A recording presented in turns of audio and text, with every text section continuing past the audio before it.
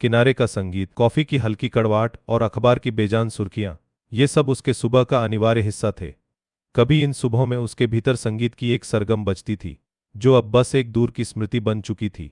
Office की चारदीवारी में बंद आरव का जीवन सिर्फ एक्सेल शीट्स और डेडलाइंस का एक चक्रव्यूह बन चुका था। उसकी उंगलियां, जो कभी सितार के तारों पर जादू बिखेरती थीं, अब कीबोर्ड पर बेजान सी थिरकती थीं।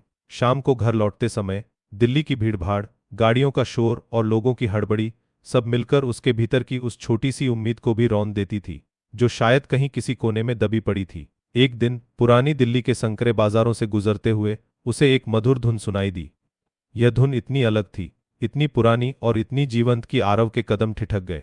वह धुन उसे खींचती हुई एक छोटी सी गली में ले गई, जहां एक पुरानी हवेली के टूटे हुए दरवाजे से थोड़ी दूर एक छोटी सी दुकान थी। दुकान के बाहर एक बूढ़ी औरत, जिसकी आंखों में जमाने भर की कहानियां बसती थीं, बैठी सितार के एक पुराने तार को संवार रही थी। यह मौसी जान थीं, जिनकी दुकान में पुराने वाद्ययंत्रों की टूटी धुनें कहानियों के धागों से फिर से जुड़ती थीं।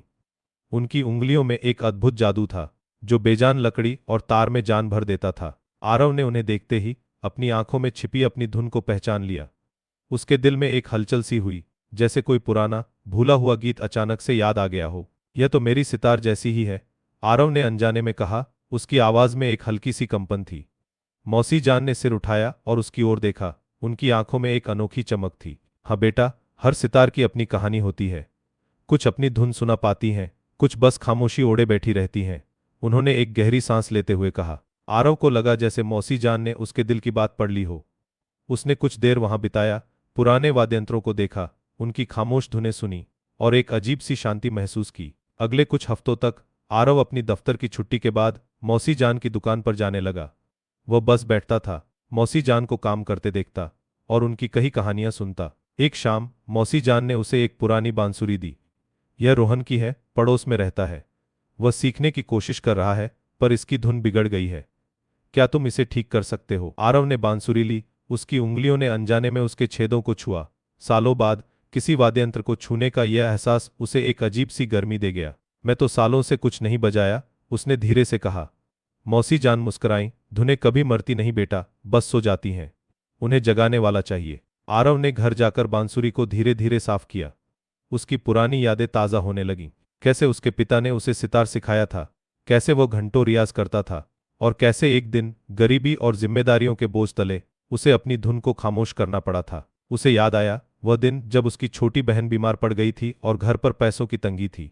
उसके पिता ने उसे समझाया था, बेटा, संगीत पेट नहीं भरता, तुम्हें अब कुछ ऐसा करना होगा जिससे घर चले। उस दिन उसने अपनी सितार को कोने में रख दिया था, और उसके साथ ही अपने सारे सपने भी। अब इस छोटी सी बांसुरी ने उन दबी हुई यादों को फिर से जगा दिया था। अगली शाम जब वह दुकान पर लौटा तो रोहन नाम का एक 10 साल का लड़का वहां बैठा मौसी जान से बातें कर रहा था।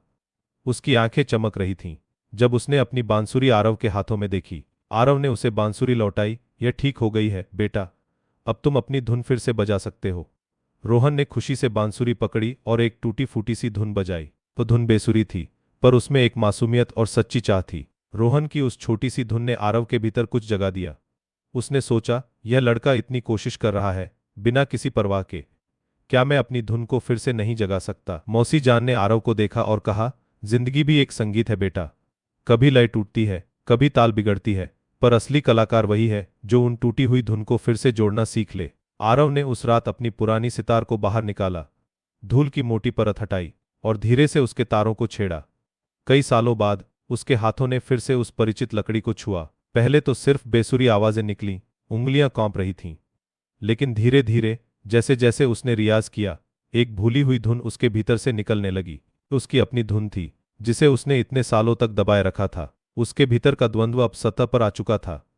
एक तरफ उसकी दफ्तर की जिम्मेदारियां थीं, उसकी पत्नी और बच्चे का भविष्य, और दूसरी तरफ यह संगीत जो उसे अपनी ओर खींच रहा था। उसकी पत्नी प्रिया ने जब उसे सितार के साथ देखा तो पहले तो हैरान हुई, फिर उसकी आंखों में चिंता के बादल छा गए।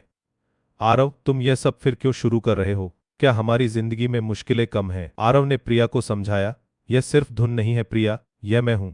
यह मेरा वो हिस्सा है जिसे मैंने सालों से बंद कर रखा था। पर प्रिया उसकी चिंताओं में डूबी हुई उसके इस जुनून को समझ नहीं पा रही थी। उसने अपनी नौकरी नहीं छोड़ी, पर शाम का हर पल अब संगीत को समर्पित था। वह मौसी जान की दुकान पर जाता, रोहन को सिखाता और कभी कभी खुद भी उनके सामने अपनी सितार की धुनें छेड़ता। एक दिन शहर में एक छोटे से कला उत्सव का आयोजन हुआ। मौसी जान ने आरव को उसमें भाग लेने के लिए प्रेरित किया। आरव हिचकिचाया, उसे अपने पुराने डर याद आ गए। उसका हाथ कांप रहा था जब उसने मंच पर कदम रखा।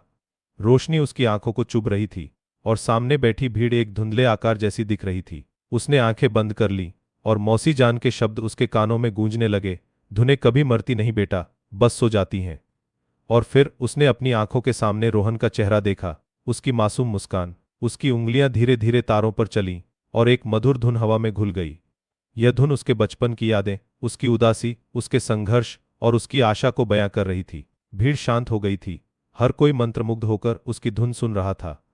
वह सिर्फ एक धुन नहीं थी, वह आरव का किनारों का संगीत था, उसकी अपनी दुनिया और उसकी इच्छाओं के बीच का सामंजस्य। प्रिया, जो भीड़ में खड़ी थी, आरव को देख रही थी। उसकी आंखों से आंसू बह रहे थे, पर इस बार ये चिंता के नहीं, गर्व और समझ के आंसू थे। उसने अपने पति की खोई हुई पहचान को वापस पा लिया था। जब धुन समाप्त हुई तो पूरा हॉल तालियों से गूंज उठा। आरव ने आंखें खोली और देखा कि मौसी जान और रोहन दोनों उसे गर्व से देख रहे थे। उसकी आंखों में एक नई चमक थी जो अब बुझने वाली नहीं थी। आरव ने अपनी नौकरी नहीं छोड़ी, पर उसने अपने जीवन को फिर से जीना सीख लिया था। वह अब सिर्फ एक कर्मचारी नहीं था, वह एक कलाकार था, एक पिता था, एक पति था और सबसे बढ़कर वह खुद था। जीवन के किनारे पर खड़े होकर उसने अपने भीतर के संगीत को पहचान लिया था। वह संगीत जो कभी खामोश हो गया था, अब एक मधुर धुन बनकर बह रहा था और उसने जान लिया था कि यह धुन ही उसे उसकी असली पहचान देती है। आपको यह कहानी कैसी लगी? हमें कमेंट्स में बताएं और चैनल को सब्सक्राइब करना न भूलें।